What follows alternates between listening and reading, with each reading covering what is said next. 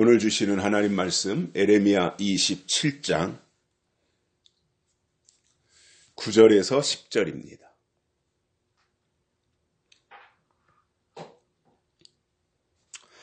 너희는 너희 선지자나 너희 복술이나 너희 꿈꾸는 자나 너희 술사나 너희 요술객이 너희에게 이르기를 너희가 바벨론 왕을 섬기지 아니하리라 하여도 듣지 말라. 그들은 너희에게 거짓을 예언하여서 너희로 너희 땅에서 멀리 떠나게 하며 또 나로 너희를 몰아내게 하여 너희를 멸하게 하느니라. 아멘. 한 주간 동안도 모두 건강하셨겠지요.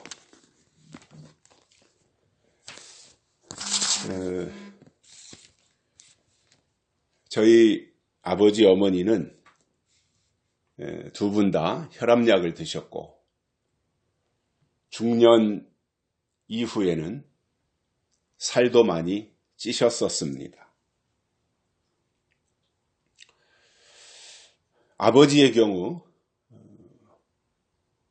지금 제 나이 무렵인 68세 때 뇌에 문제가 생겨서 약간의 그 뇌출혈 때문에 몸에 마비가 왔었습니다. 그래서 수원에 있는 전문 병원으로 옮겨서 거기서 치료를 하셨고 다행히 회복을 하셨습니다. 그때 그 뇌출혈 치료하는 과정에서 뇌에 꽈리가 있다고 하는 의사 소견을 받아서 분당에 있는 차병원으로 이송을 해가지고 거기서 1차로 뇌 수술을 받으셨습니다. 다행히 잘 회복을 하시고 좀 어눌하긴 했지만 설교도 하실 정도가 되었는데 그리고 나서 얼마 후에 아마 제 기억으로는 겨울이었던 것 같은데 아버지가 감기에 걸리셨던 모양이에요. 그래서 이제 기침을 하시고 이제 몸살기도 있고 하니까 어느 권사님이 약국에 가가지고 감기약을 지어 오셨는데 그게 이제 가루로 된 약이었다 그래요. 가루약. 그 약을 드시다가 사례가 들려가지고 오히려 더 많은 기침을 하게 되었고 그로 인해서 뇌의 압력이 급속도로 올라가서 뇌출혈이 생겼던 겁니다. 그래가지고 부랴부랴 또 분당 차병원으로 모시고 가서 두 번째 뇌 수술을 하셨습니다. 이런 아버지의 유전자가 저에게도 있을 것이기 때문에 건강을 관리하는 차원에서 1년 내내 저는 꾸준하게 운동을 하고 식사도 음식을 가리는 것은 없지만 먹는 양에 대해서는 조절을 하는 편입니다. 저는 키가 181cm이고 체중은 봄부터 가을까지는 약 88에서 89kg 이것을 꾸준히 잘 유지하다가 이제 겨울이 되면 아마도 제가 활동량이나 운동량은 여름이나 겨울이나 비슷한데 날씨가 추우니까 몸이 지방을 축적해서 그런지 겨울이 되면 한 2kg에서 3kg 정도 체중이 올라갑니다. 그러다가 또 다시 봄이 되고 4월, 5월 이렇게 지나가면 다시 이제 88kg, 89kg대로 체중이 다시 내려가고요. 운동을 하니까. 그런데 제가 이제 작년 2024년 10월 초순쯤부터 교회 구석구석마다 잔뜩 쌓여 있던 오래된 물건, 쓰지도 않는 잡동사니, 쓰레기 이런 것들을 다 처리하면서 한 3달 정도를 매일같이 하루에 서너 시간씩 저녁 때가 되면 운동 나가기 전에 이 일을 했습니다. 그게 몸에 부담이 됐었는지 1월 초가 됐는데 체중이 86kg도 안 나가 85점 몇 킬로로 내려간 거예요. 체중이. 그래가지고 좀 불안한 마음이 들잖아요. 갑자기 체중이 내려가니까. 의사들이 하는 얘기는 체중이 갑자기 한 2, 3kg 내려가면 암을 의심하라 뭐 이런 이야기를 한 것도 생각이 나고, 그래서 안 되겠다 싶어가지고 그때부터 제가 평소보다 먹는 양을 좀 더 늘렸습니다. 그리고 열심히 기회되는 대로 먹었더니 한 달여 지나니까 다시 정상적인 체중으로 회복이 되었습니다. 저는 어려서부터 운동을 꽤나 좋아했는데 결혼하고 또 주의 일을 시작하면서 한동안 운동을 거의 못했어요. 한 4, 5년 정도 꾸준한 운동을 못한 거지요. 음식은 잘 먹는데 운동을 안 하다 보니까 30대 초반에 지방간이 왔었고요. 그때를 계기로 해서 다시 운동을 하기 시작해서 올해로 어림잡아 한 34년째 달리는 운동을 거의 매일같이 하고 있습니다. 목표를 정해놓고 운동을 한다고 하는 것이 어떤 때는 힘들기도 하지만 또 한편으로는 체력이 강화되고 정신건강에도 많은 도움이 되기 때문에 지금도 여전히 달리고 있고, 몸에 그것이 아예 습관이 돼서 그런지 밖에 나가 있다가도 저녁 때가 되면 빨리 집에 가서 운동해야 되지, 그 강박이 있습니다. 그렇게 또 실천하고 있고요. 여름에 같은 때는 사실상 운동한다는 게 더우니까 힘든데도 안 하면 찜찜하고 오히려 힘들어도 나가서 운동을 하면 몸이 개운한 그 상황까지 되었으니까 아마도 몸이 적응을 한 것 같습니다. 사람들이 육체는 길들이기 나름이다 이런 말을 하는 것을 그전부터 많이 들었습니다. 그거 맞는 것 같고요.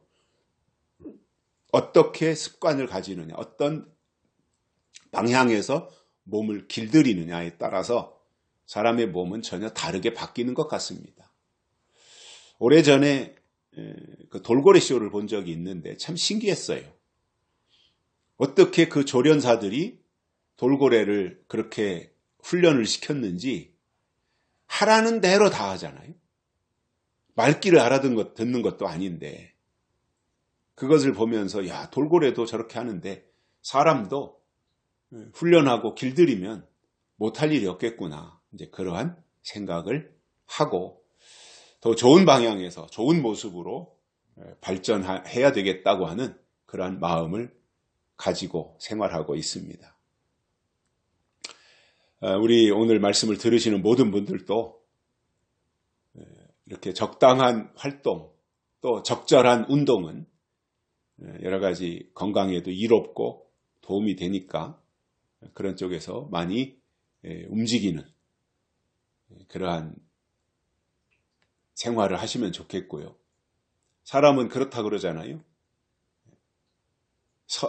앉으면 뭐 눕고 싶고 뭐 누우면 뭐 자고 싶고 그러나요? 뭐 이런 식의 얘기가 있는 것처럼 사람의 몸이라고 하는 것이 편하고 싶으면 한없이 그쪽으로 가는 거고, 뭔가 목표를 정하고 도전하면 또 그쪽으로 계속해서 발전할 수 있는 그런 가능성을 가지고 있는 것이 우리의 육체다, 몸이다 이렇게 생각을 하면서 그런 쪽으로 우리의 육체도 그렇고 영성도 그렇고 신앙도 그렇고 그렇게 발전해 갔으면 좋겠습니다. 지난주에 말씀을 드린 것처럼 하나님은 바벨론 왕을 섬기라고 하시면서 만약에 그것을 거역하고 바벨론 왕을 섬기지 않을 경우에는 벌을 내리겠다고 하셨어요. 그런데 그 하나님의 명령을 거절하는 사람들이 있었다 이 말입니다. 그래서 오늘은 바벨론 왕을 섬기지 말자고 주장하는 자들의 정체가 무엇인지 세 가지를 깨닫고 은혜를 받겠습니다. 첫째로 선지자이고 꿈꾸는 자들이라고 말씀하고 있습니다. 바벨론 왕을 섬기지 말자고 하는 자들이 선지자이었단 말이에요. 그리고 꿈꾸는 자들이었고 복수를 하는 사람들이었고 이렇게 오늘 본문에서 쭉 그 설명을 해주고 있습니다. 술사들이었고 요술객이었고 뭐 이렇게 말하고 있지 않습니까 지금? 자, 그러면 하나님이 말씀하신 것은 이유를 막론하고 반드시 지켜야 되고 그것은 유다 민족, 유다 백성들에게 있어서는 지극히 당연한 일이었습니다. 왜냐하면 하나님은 천지를 창조하신 분이시고 그 중에 사람을 가장 큰 걸작품으로 만드셨으며 히브리 민족에 대한 특별한 애착을 얼마나 많이 가지고 계셨어요. 하나님이 아브라함을 통해서 강 건너오게 해가지고 히브리 민족을 이루시고 그 민족을 선민으로 하나님이 택하시고 이러한 과정 속에서 하나님이 유다 백성들, 유다 민족들에게 이러한 특별한 관심과 애정을 쏟으셨는데 정상적인 하나님의 백성들이라면 그 하나님이 주신 말씀을 지켜야 되잖아요. 그것도 그냥 초창기에 출애굽기에서 율법을 주셨을 때 오래전에 에레미야 때보다 한참 이전에 주신 율법은 어떻게 잊어버릴 수도 있고 약간 소홀히 할 수 있다고 하더라도 오늘 말씀에서 주시는 내용은 27장에서 지난주에도 들었던 것처럼 바벨론 왕을 섬겨라. 바벨론 왕 느부갓네살을 섬겨라. 이렇게까지 말씀하시면서 만약에 그것을 거역하면 기근을 보내고 칼을 보내고 이렇게 하면서 하나님이 말씀을 하셨는데 그렇다면 그것은 지켜야 됐다라는 것입니다.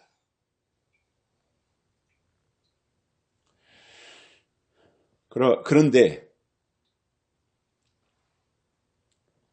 9절에 나오는 이 사람들을 보면 하나님이 그렇게 말씀하셨음에도 불구하고 우리는 그 하나님의 말씀을 지키지 말자 이렇게 주장하는 사람들이 나타났던 거예요.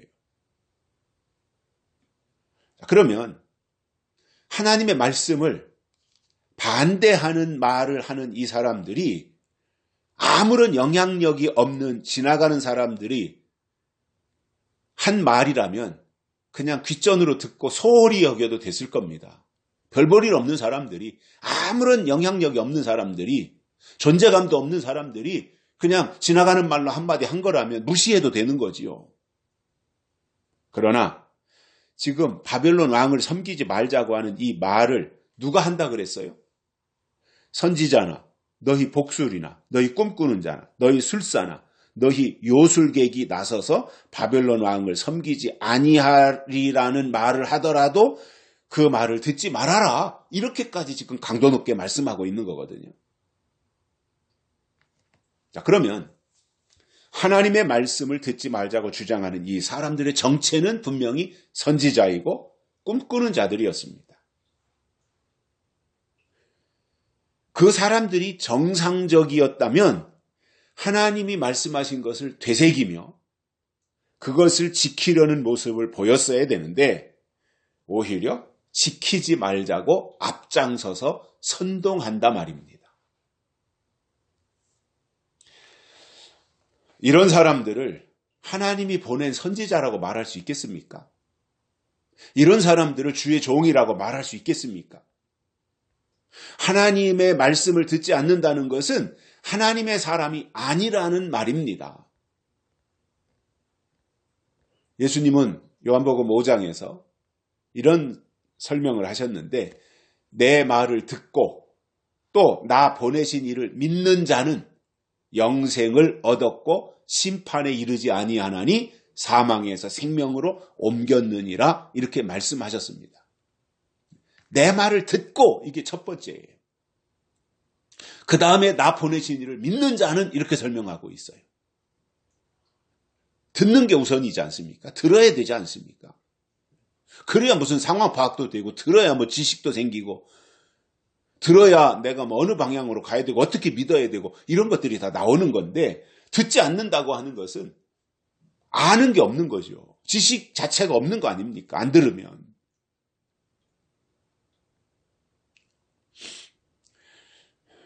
이 에레미야 당시에 하나님의 말씀을 듣지 말자고 앞장서서 선동하는 사람들은 선지자였지만 하나님을 거역하고 하나님을 대적하는 일을 했기 때문에 그들은 틀림없이 거짓 선지자였던 것입니다. 자, 그러면 우리가 거짓 선지자에 대한 것들을 좀 주의 깊게 살펴봐야 되고 또 집중적으로도 봐야 되는데, 이 거짓 선지자라고 하는 것이 어느 특정한 시기에만 있었던 것은 절대로 아니었다는 거예요.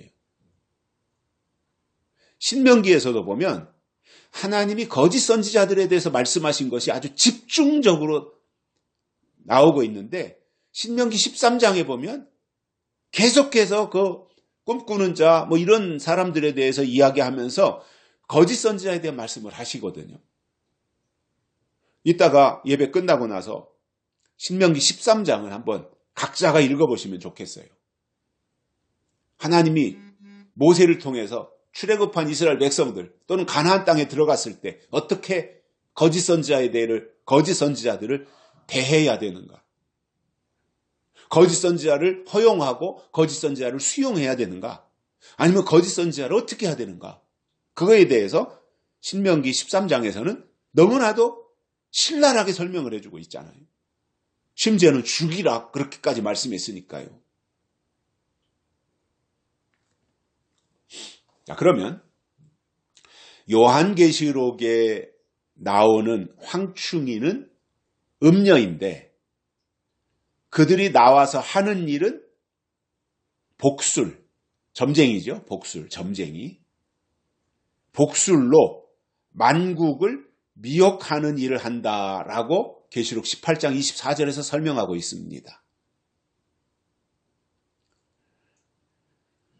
그래서 황충이는 음녀이고 음녀는 거짓 선지자다 말이에요. 그들이 나와서 하는 일은 미혹하는 일이라는 거예요. 미혹. 하나님이 아닌데 하나님인 것처럼 속여가지고 사람들을 그쪽으로 끌고 가는 거죠. 하나님은 2000년 전에 반모섬에서 사도 요한에게 이리로 올라오라 해서 사도 요한의 영이 하나님이 계신 차원으로 올라가 앞으로 반드시 속히 될 일을 듣고 본 것을 기록한 것이 바로 요한계시록입니다. 짐작되고 쓴 것이 아니라 듣고 본 것을 기록했다는 거예요. 또 하나님은 다니엘에게도 지혜와 총명을 10배나 뛰어나게 하셔서 마지막에 될 일을 보고 기록하는 은혜를 주셨습니다. 지금도 마찬가지로 하나님이 쓰실 종들에게는 갑절의 영감을 주셔서 계시록을 깨닫게 하신 이후에 마지막에 하실 일을 알려주시는데, 계시록의 핵심 내용 몇 가지가 있잖아요. 중요한 핵심 내용. 전체적인 맥락에서는 인, 환란, 재림, 심판, 천년왕국. 이 5단계. 이것이 계시록의 전체 내용이고, 그러한 내용을 통해서 그 말씀 속으로 들어가서 발견해야 될 것은 짐승의 표 666이 무엇이냐. 7머리와 10뿔 달린 짐승이라고 하는 것은 도대체 무엇이냐. 8째 왕은 누구를 가리키는 것이냐. 이런 부분들에 대해서 계시록을 통해서 우리가 해답을 얻어야 됩니다. 그래야 그러한 세력들이 나타났을 때 우리가 정상적으로 분별을 하고 그것을 물리칠 수가 있기 때문입니다. 알면 이기지만 모르면 절대 이길 수 없지 않습니까? 그래서 성경은 우리에게 알려주시는 거잖아요. 이러한 일이 있을 것이다. 그렇기 때문에 이렇게 준비해라. 이렇게 대비해라. 그것을 성경은 우리에게 알려주시는 거잖아요. 예언의 말씀을 통해서. 그런데도 이제 계시록을 이해하기 어려운 것은 상징으로 되어 있다 보니까 아무리 읽어도 뭐가 뭔지 알지도 못하고 내용도 파악하지 못하는 거예요.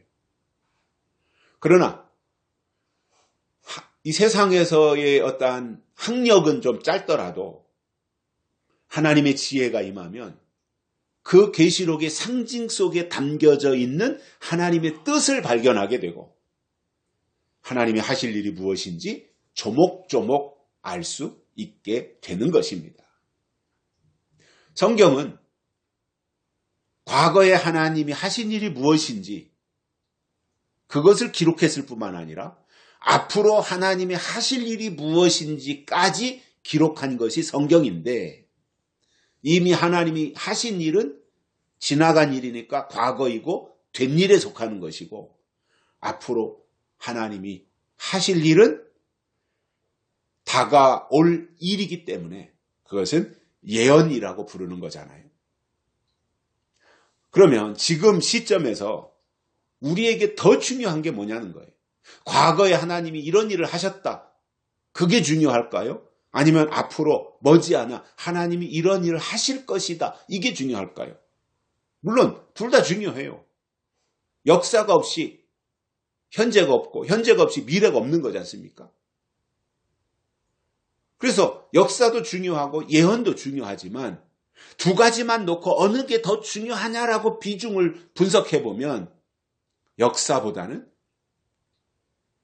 예언이 더 중요하다라고 평가를 내릴 수 있는 거예요.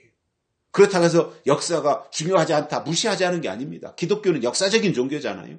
역사는 뭐예요? 사실이거든요. 그렇기 때문에 사실이라고 하는 역사라고 하는 토대 위에 기독교라고 하는 거대한 이 성이 구축이 됐기 때문에 이것을 토대로 삼아서 이것을 우리의 발판으로 삼아서 이것으로 끝나는 것이 아니라 이 위에 앞으로 하나님이 하실 일이 남아있으니 기독교의 역사를 토대로 삼아서 그 위에 앞으로 하나님이 하실 일이 무엇인지까지 알고 그 방향으로 나아가는 믿음을 가지자 말이에요. 그래서 지금 시점에서 우리에게 더 중요한 것은 예언이고 예언은 계시록이며 계시록은 약속의 말씀이고 이 말씀에서 이 약속에서 믿음이 나오는 겁니다. 오늘 본문에 나오는 선지자나 꿈꾸는 자들은 하나님이 보낸 종이 아니고 가짜들입니다. 거짓 선지자들이라 말입니다. 그래서 지금 시점에서 하나님을 믿는 분들이 조심할 것은 이단이나 사이비 종교가 아닙니다. 저는 그렇게 생각해요. 지금 정말 성숙해서 하나님을 믿는 사람들이 조심해야 될 것은 이단 사이비가 아니라 입으로는 하나님을 말하지만 그 중심에 하나님의 약속이 없는 거짓 선지자들이 더 주의해야 될 대상 1호입니다. 그런데 이제 선지자다 하면 사람들이 아이고 그렇구나. 설교하는 분이다. 그럼 아이고 그렇구나. 하나님이 쓰시는 사람이구나. 이렇게 생각하다 보면 같이 망하는 거예요. 두 번째로는 거짓을 예언하는 사람들이다. 이렇게 말씀하고 있습니다. 바벨론 왕을 섬기지 말자고 하는 주장하는 사람들은 거짓을 예언하는 자들이라는 거예요. 거짓을 예언하니까 거짓 선지자인데 그들이 하는 모든 말은 다 거짓말이에요.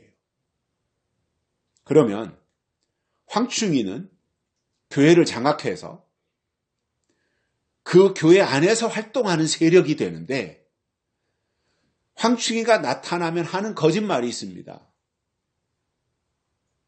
그게 뭐냐면 계시록에서 말씀하는 예언과 약속에 대해서는 1절 말하지 않고 그냥 잘 믿고 복 받으세요. 순종하고 복 받으세요. 이런 것에 대해서만 지나칠 정도로 강조한단 말입니다.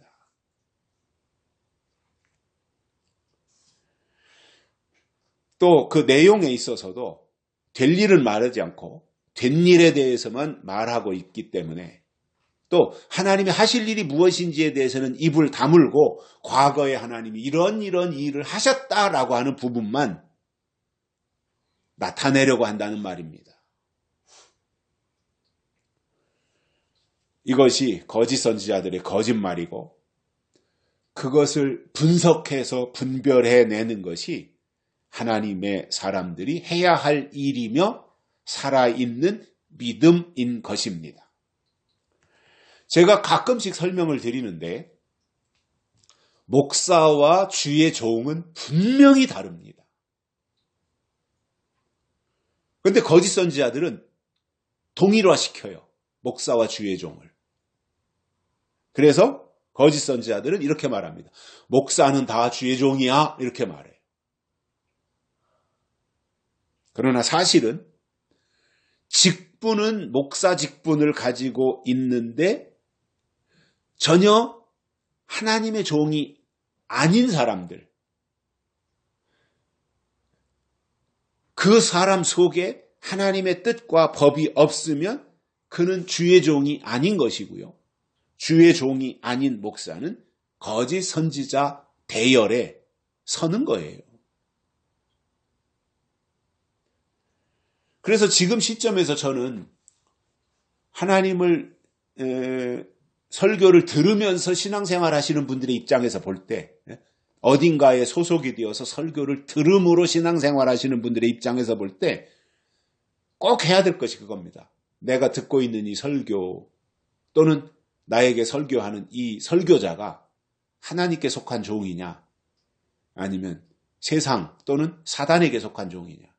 세상이나 사단에게 속해 있다면 그런 거짓 선지자거든요. 그것을 반드시 분별하고 그리고 나서 신앙생활해야 돼요. 왜냐하면 많은 거짓 선지자들이 세상에 나왔느니라 요한일서에서 사도 요한이 말씀하고 있기 때문에 그런 부분들에 대해서 알고 믿자 말입니다.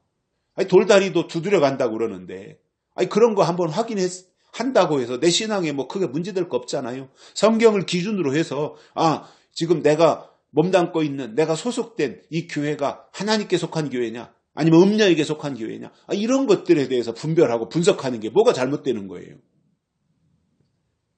이런 말 한다고 해서 이단되는 거 아니잖아요. 더 정확하게 하자는 거잖아요. 더 바르게 하자는 거잖아요. 왜냐? 이 세상이 그러니까. 그리고 그동안에 과거에 공중권세 사로잡았던 사단이가 다 세상으로 내려와서 교회를 점령하고 있기 때문에 이 교회가 하나님께 속한 교회냐 사탄에게 속한 교회, 음녀에게 속한 교회냐 이것을 분별하는 것은 신앙생활하는 분들의 입장에서는 당연한 거잖아요. 그거는. 그냥 누구 적선해주기 위해서 그냥 어디 가서 강의 한 편 듣듯이 좋은 강의 하나 듣고 내가 어떤 교양으로 삼아야 된다라고 하는 정도라면 문제가 되지 않아요. 그런 영혼의 문제니까 더 철저하고 정확하게 해야 되지 않겠느냐 하는 거예요. 그렇다면 앞에서 설교한다 그래서 무조건 다 아멘하고 따라갈 것이 아니라 하나님의 뜻과 법에 대해서 설교하는지 아니면 유효기간이 지난 내용을 가지고 설교하는지 이것을 분별할 수 있어야 됩니다. 이 세상에 존재하는 모든 것은 다 유효기간이라는 게 있습니다. 신앙도 마찬가지입니다. 예수님 초림하셨을 때 구약은 유효기간이 끝난 거예요. 율법은 유효기간이 지난 거예요. 근데 유효기간이 지난 것에 대해서 그것도 알지 못하고 그게 더 옳은 것인 양 붙잡고 있다면 어떻게 되겠습니까? 그 결과가.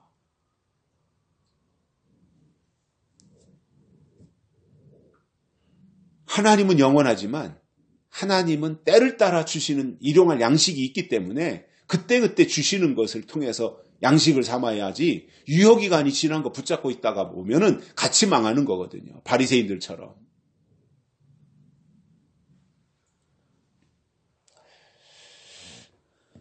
아브라함의 아들이 이삭이죠. 이삭. 모리아산의 제물로 드려졌던 이삭. 그 이삭이 이제 리브가와 결혼해서 에서와 야곱을 낳고 그 아들들이 성장했을 때 이삭이 어느덧 나이가 많아져서 시력이 상실된 거예요. 눈이 어두워진 거죠. 그리고 이제 죽을 날이 가까워지니까 아들에게 축복해야 할 시간이 이제 다가온 것을 이삭이 알게 됩니다. 자, 그러면 그 당시만 해도 부족 국가니까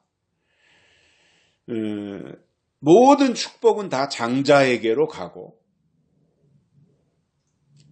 그래서 이삭에게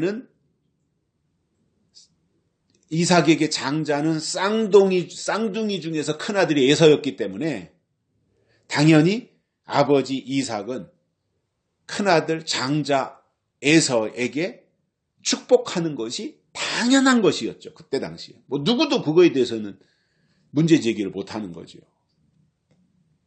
그러나 이삭이 축복 기도를 하기로 한 날, 형 에서는 사냥을 하러 산으로 올라갔고, 야곱이 형 에서처럼 분장을 하고 아버지 이삭의 방으로 슬그머니 들어갔어요. 그때 이삭이 아들이 들어온 것을 알고 내 앞으로 가까이 다가와라 이렇게 말합니다. 왜냐하면 이삭은 이제 눈이 어둡기 때문에 에서인지 야곱인지 눈으로 봐서는 분간을 할 수 없으니 아들의 몸을 손으로 이렇게 더듬적 이렇게 만져봐야 했던 거죠.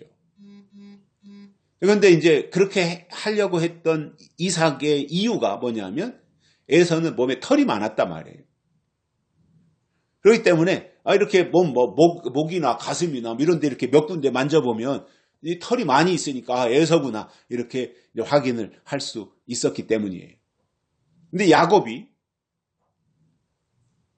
형이 사냥을 하러 간 그 틈을 타서 이제 아버지 방에 들어가서 장자에게 가야 될 축복을 이제 가로채야 하기 때문에 그것에 대비해서 야곱은 자기 몸에다가 양의 가죽으로 분장을 하고, 그리고 아버지 방으로 들어가서 아버지가 이리 와라 하고 만질 때 의심하지 않도록 그렇게 자기 몸을 다 이렇게 분장을 했고, 그리고 아버지 이삭도 몸을 만져보고 털이 있으니까 에서인 것으로 확인을 하고 나서 한 번 더 물어봅니다.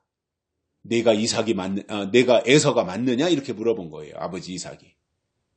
내가 에서가 맞느냐?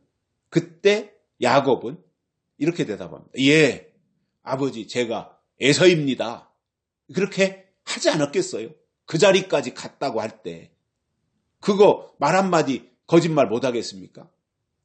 마지막 순간 이제 관문을 통과하면 장자의 축복이 야곱에게로 오는 순간인데, 그래서 예, 아버지 제가 에서입니다 이렇게 말을 하니까 아버지 이삭이 하는 말이, 어째 네 몸은 에서가 맞는 것 같은데 목소리는 야곱 같다 이렇게 말한 거예요.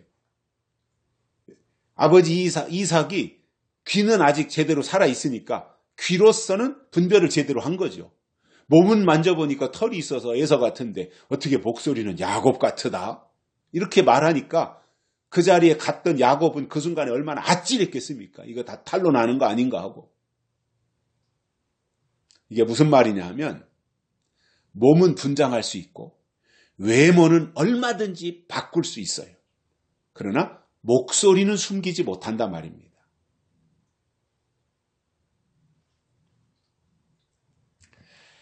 그래서 거짓 선지자를 분별하는 방법은 외모가 아니라 목소리로 해야 됩니다. 무슨 말이냐면 그 입에서 하나님이 때를 따라주시는 예언의 말씀이 나오느냐?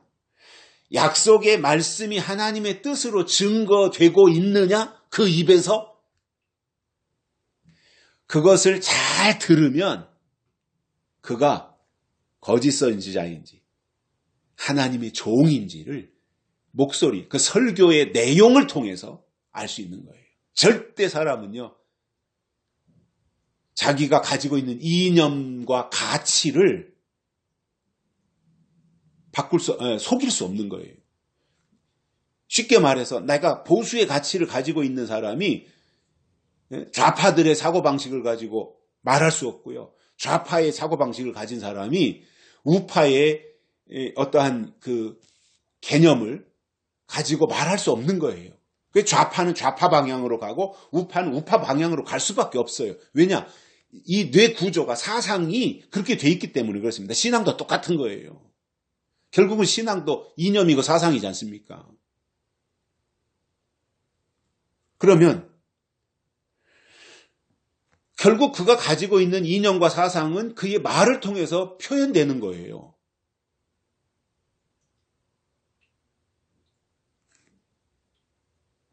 그러니까 그가 하는 말을 들어보면 아, 저 사람은 좌파구나.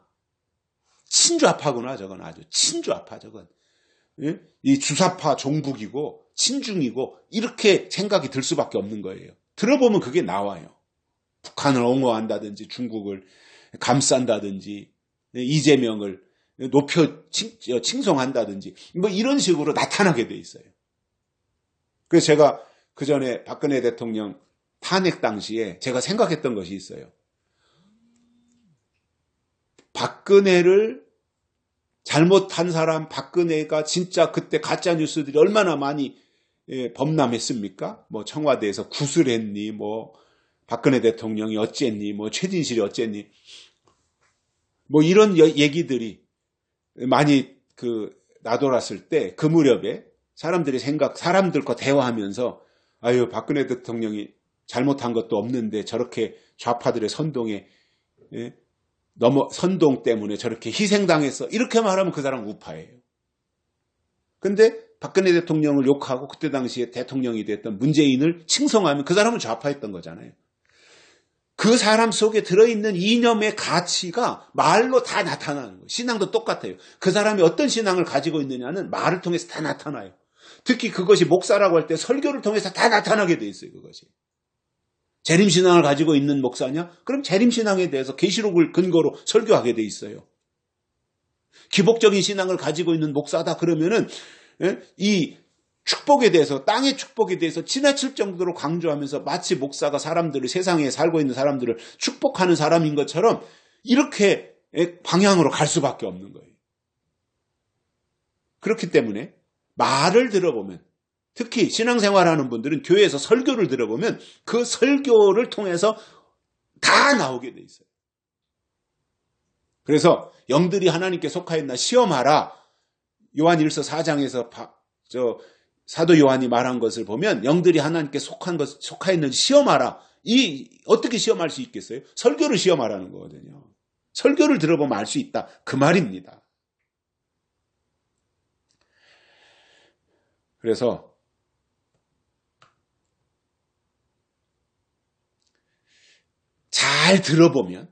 설교를 잘 들어보면 그가 거짓 선지자인지 하나님의 종인지 정확해요. 그건 숨길 수 없고 속일 수 없는 거예요. 한두 번은 어떻게 위장해서 한다 그러지만 몇 번 꾸준히 대화 나누다 보면, 설교를 듣다 보면 그 속에서 다 나오게 돼 있어요. 그 사람의 뿌리가 어디인지. 그러므로 보이는 것에 마음 뺏기지 말고 외적인 것에 중심이 쏠리면 안 됩니다. 규모가 크다고 해서 꼭 거기에 하나님이 계신 것은 절대 아닌 겁니다. 그 입에서 이 시대에 주신 하나님의 뜻이 나오고 예언과 약속을 성경대로 증거하면 규모가 크든 작든 거기에 하나님이 계신 거예요. 말씀이 하나님이신데 말씀이 있을 때 하나님이 계신 것이지 말씀이 없는데 무슨 거기 하나님이 계세요. 자, 그러면 황충이 등장하는 시기는 다섯째 나팔에 무저갱이 연기 가운데로 올라온다고 했기 때문에 지금 시점에서 신앙생활 하시는 분들은 과거보다 좀 더 귀를 쫑긋 세우고 신중하게 나팔 소리에 귀를 기울여야 됩니다. 그러면 황충이의 정체를 알 수 있게 되고 그렇게 되면 분별해서 이길 수 있게 된다는 거예요. 거짓을 이기는 거죠. 세 번째로는 너희 땅에서 멀리 떠나게 하는 자들이다. 이렇게 말씀하고 있습니다. 멀리 떠난다고 하는 것은 퇴출시키는 거죠. 내쫓아서 더 이상 상종을 하지 않겠다는 의미입니다. 결국 쫓겨난다는 거죠. 미국이라고 하는 나라는 이제 세계에서 잘 사는 나라로 또 뭐 세계 경찰 국가죠. 세계의 모든 민주주의를 이끌고 있고 지키고 있고 이러한 역할을 하는 것이 미국이잖아요. 경찰 국가의 역할을 하는 거죠. 그런데 이제 미국이라는 나라가 그 주변에 뭐 멕시코라든가 이런 나라들이 좀 가난한 사람들이 많다 보니까 정상적인 절차로 미국에 이민을 가는 것이 아니라 그렇게 하려면 돈이 많이 드니까 투자 이민이라든가 이런 거 하려면 이제 돈을 많이 내고 이 미국으로 이민을 가야 되잖아요. 그러니까 그렇게 할 형편이 안 되니까 불법 이민을 하는 거예요. 불법으로 철조망을 넘어가지고 미국으로 들어가는 거죠. 이제 그런 사람들로 골머리를 앓고 있는데 그렇게 불법으로 미국에 들어온 사람들이 적발되면 강제로 추방하고 쫓아내버립니다. 그 이야기입니다. 너희 땅에서 멀리 떠나게 한다. 쫓아내시겠다. 이 말입니다. 성경에 보면 하나님께서 쫓아낸 사람들이 등장을 하는데 아담과 하와도 에덴 동산에서 쫓겨났죠. 가인도 그렇죠. 이스라엘 백성 중에 불순종한 자들도 쫓겨났죠. 가룟 유다도 그렇죠. 거짓 선지자들이 다 여기에 쫓겨나는 자들에 해당하는 부류인데 당연하게 하나님의 백성들은 하나님이 주신 땅에서 기업을 누리며 하나님을 높여드려야 하는데 그 땅에서 추방당하고 멀리 떠난다고 하는 것은 하나님의 울타리 밖으로 쫓겨나고 하나님과 관련이 없는 사람들이다라는 거예요. 자, 그러면 원칙적으로 볼 때 하나님은 하나님의 백성들을 어떻게든 보호하시려고 합니다. 지켜주시려고 해요. 하나님은. 그런데 하나님이 지키시려고 할 때 어떤 당위성이라는 게 있어야 되잖아요. 하나님이 누구를 왜 지켜야 되는가? 하나님이 누군가를 지켜야 할 때 지켜야 될 이유가 있어야 되잖아요. 당위성이 있어야 되잖아요. 그게 뭐예요? 하나님이 주시는 말씀을 듣는 사람들. 그는 하나님의 사람이니까 하나님이 지키시지만 하나님이 주시는 말씀을 듣지 않고 거짓을 예언하고 거기에 휩쓸리면 하나님이 그들을 책임지실 이유가 없는 거죠. 자, 그러면 에레미야 선지자가 활동하던 시대에도 백성들을 속이는 거짓 선지자들이 있었고 그들의 메시지는 유다가 안전할 것이다. 그런 식으로 거짓을 예언한 결과 유다는 끝에 가서 바벨론에 의해 멸망을 당했습니다. 거짓 선지자들이 바벨론이 침략해 들어올 것에 대해서는 한마디도 예언을 안 하고 평안하다, 안전하다, 잘 먹고 잘 살아라, 축복받으면 된다. 이런 식으로 설교하다 보니까 바벨론에 대해서 알 수 있는, 준비할 수 있는 그런 기회가 없었던 거죠. 그러니까 어느 날 불쑥 바벨론이 나타났을 때는 무방비 상태로 다 점령을 당할 수밖에 없었던 거예요. 여기서 너희 땅에서 멀리 떠나게 한다고 하는 말은 유다 백성들이 하나님의 말씀을 듣지 않았기 때문에 그 땅에서 쫓겨나게 될 것을 말씀한 거예요. 더 심각한 것은 하나님이 유다를 향해서 멀리 떠나게 할 뿐만 아니라 너희를 몰아내게 하고 멸하게 하는 것이 목적이다. 이렇게 말씀하셨어요. 하나님의 결심이 그렇게 굳어졌다는 거지요.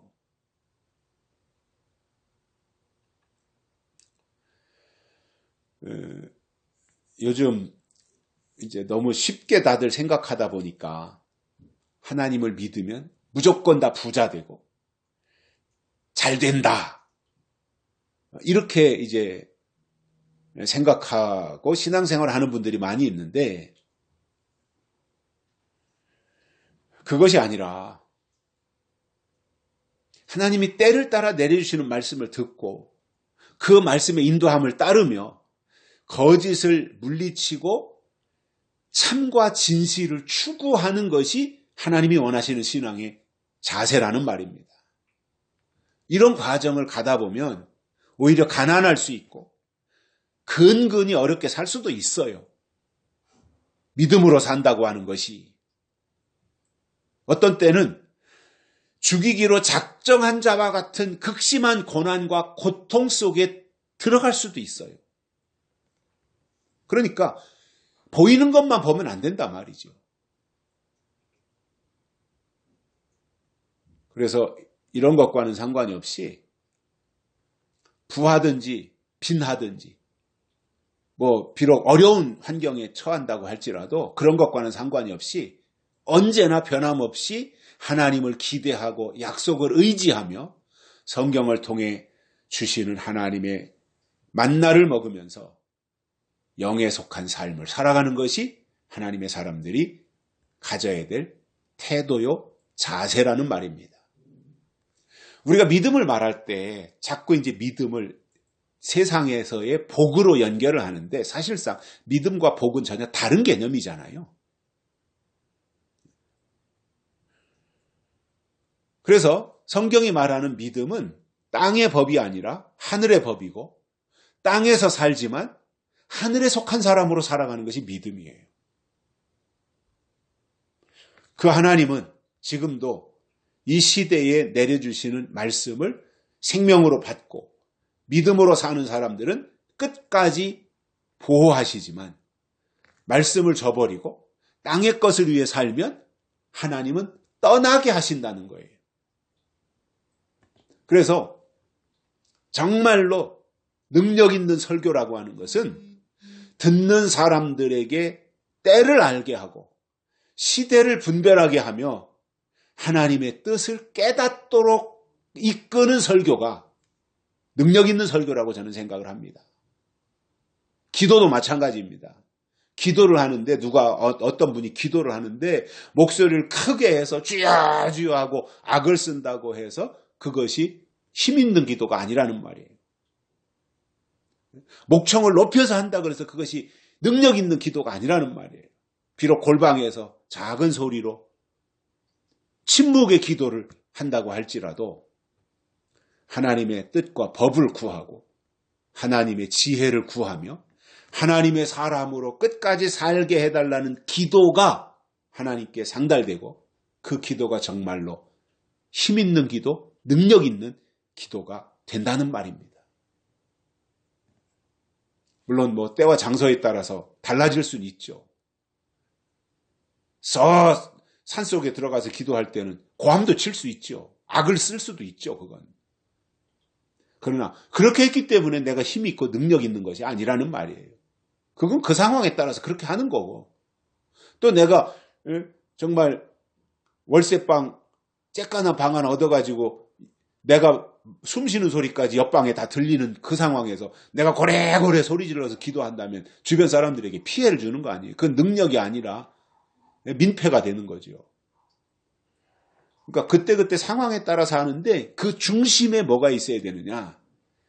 하나님의 뜻과 법, 그리고 하나님이 주시는 지혜가 있어야 된다는 말입니다.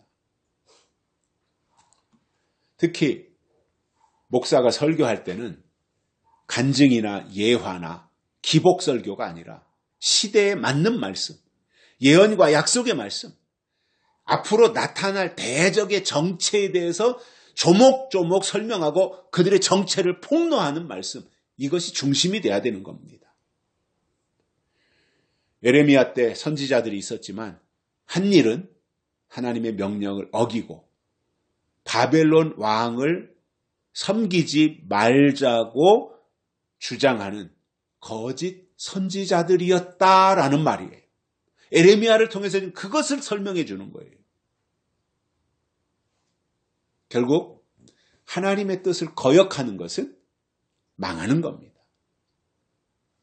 잘나고 못나고의 문제가 아니라 학식이 있고 없고의 문제가 아니라 하나님의 뜻이 있느냐 없느냐 이 방향으로 가야 된다 말입니다. 결론으로 하나님은 유다 백성들에게 바벨론 왕을 섬기라고 하셨는데 거짓을 예언하는 선지자는 싫다고 했으니까 이거는 말이 안 되는 거죠. 선지자 자체가 안 되는 거죠. 성립이. 그래서 하나님이 그 시대에 주신 말씀을 듣지 않는 것은 하나님을 듣지 않는 것이고, 그 말씀을 거역하는 것은 하나님을 거역하는 것이며 하나님의 유전자가 아니라는 결정적인 증거인 겁니다. 하나님을 믿는 것은 하나님이 그 시대에 주신 말씀을 믿는 것이고, 하나님의 사람이라고 하는 말은 말씀의 사람이라고 하는 것을 기억하시며, 지금 주시는 약속의 말씀으로 우리의 신앙이 훈련되고 길들여져서 하나님을 기쁘시게 하는 일에 쓰임받는 종들이 되시기를 주의 이름으로 축복합니다. 살아계신 하나님 아버지 감사합니다. 오늘 또 우리를 불러주시고 말씀을 듣게 해주셨으니 우리는 에레미야 선지자, 하나님의 종 에레미야 선지자와 같은, 또는 그의 말을 듣는 그러한 신앙이 될지언정 하나님의 말씀을 거역하는 거짓 선지자들 또는 그들의 말을 듣고 따르는 사람들이 되지 않도록 우리의 영을 깨워주시고, 날마다 우리의 영이 살아서 하나님의 일과 세상의 일을 분별하면서 하나님의 인도함을 따라가는 저희들 되도록 축복해 주옵소서. 다시 오실 예수님의 이름으로 간절히 기도드리옵나이다. 아멘. 찬송가 359장 부르시면서 헌금 드리시겠습니다.